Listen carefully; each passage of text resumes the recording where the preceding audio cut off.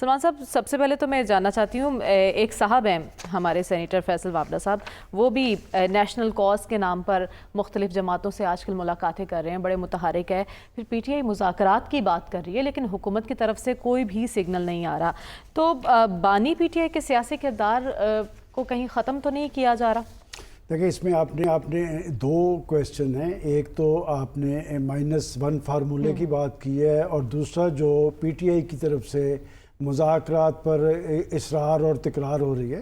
-1 formula کہاں سے آتا ہے، کیوں کر ہوتا ہے؟ یہ -1 نواز شریف کو بھی کرنے کی کوشش کی گئی، بے نظیر بھٹو صاحبہ کے حوالے سے بھی یہ فارمولہ آزمایا گیا ہے، اور اب یہ اگر عمران خان صاحب کے حوالے سے بھی ہے تو یہ قابل عمل نہیں ہے.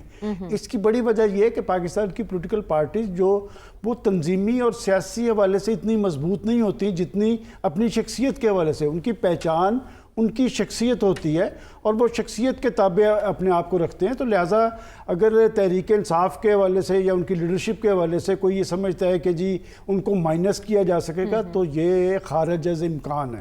جہاں تک آپ نے پی ٹی آئی کی طرف سے مذاکرات کے لیے اصرار اور تکرار کی بات کی ہے، تو وہ نوابزدہ نصر اللہ خان صاحب کہا کرتے تھے کہ سب کچھ گوا کے ہوش میں آئے تو کیا ہوا.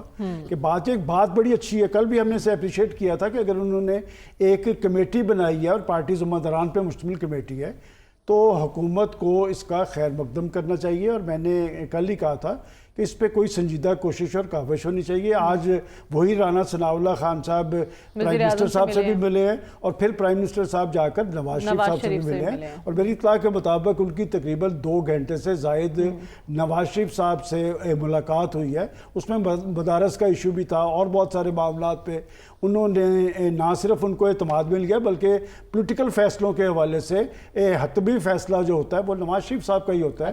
تو میں سمجھتا ہوں کہ نواز شریف صاحب اپنے وقت کے اندر بھی آپ کو یاد ہوگا کہ وہاں پر عمران خان صاحب کی رہائش گاہ پر گئے تھے. شہباز شریف صاحب نے بھی چند ہفتے پہلے ایک پیشکش پارلیمنٹ کے فورم پہ کی تھی.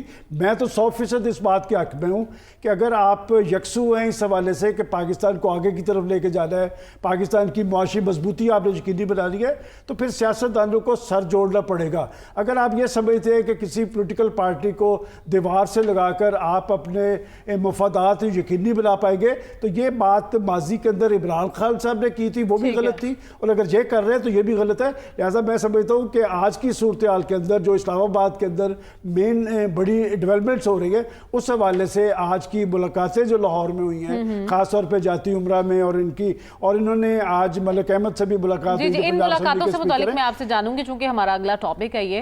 تو میں سمجھتا ہوں کہ مذاکراتی عمل جو ہے اس پر پیش رفت کیے بغیر پاکستان کے اندر سیاسی اور معاشی استحکام قائم نہیں ہو سکتا، اور یہ مذاکرات ہی حتمی آپشن ہوتا ہے جس پہ پاکستان کے اندر استحکام آ سکتا ہے. اور اگر آج پی ٹی آئی اس پہ اصرار کر رہی ہے، دیکھیں بات یہ کہ اگر جس بھی نیت سے انہوں نے کیا ہے، انہوں نے ایک پیش رفت کیا ہے ایک پولیٹیکل فورس کے طور پہ، اور 24 نومبر سے پہلے وہ اس کیفیت میں نہیں تھے. 24 نومبر کے بعد 26 نومبر آیا، اور 26 نومبر کو جو کچھ ہوا وہ یہ ماننے کے لیے تیار ہیں کہ ان کی پارٹی کے اندر ایک بحرانی اور ہیجانی کیفیت آ رہی ہے. اس لیے کہ ان کی پارٹی یہ جو کمیٹی میں زیادہ تر لوگ وہی ہے، 3 لوگ وہ ہیں جو حکومت کے ساتھ بات چیت کر رہے تھے. ایک جگہ ان کے لیے مختص ہو گئی تھی، تو اگر یہ جگہ مختص ہو جاتی اور یہ وہاں پر دھرنا دے کے بیٹھتے تو حکومت کے لیے پرابلمز پیدا ہونی تھی. اب اس پارٹی کے لیے پرابلمز پیدا ہوئی ہے. کس لیے ہوئی ہے، کس نے کی ہے، کیوں کر کی ہے، یہ پارٹیوں کے اندر جب تک آپ یہ بات نہیں کریں گے اور کوئی لائن ڈرا نہیں کریں گے.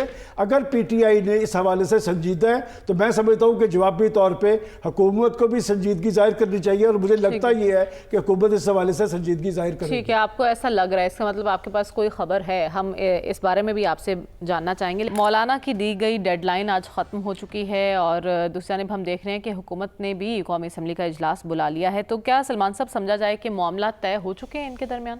دیکھیں، میں نے تو آپ کو لاسٹ ویک ہی بتا دیا تھا کہ مولانا صاحب، اور وہ کہہ بھی چکے ہیں کہ وہ کسی احتجاج پر یقین نہیں رکھتے، وہ ڈائلاگ پر یقین رکھتے ہیں. لیکن کل تک بہت سخت بول رہے تھے مولانا. وہ سخت اس لیے بول رہے ہیں کہ بات یہ کہ مولانا کا اپنا ایک بڑا کردار ہے.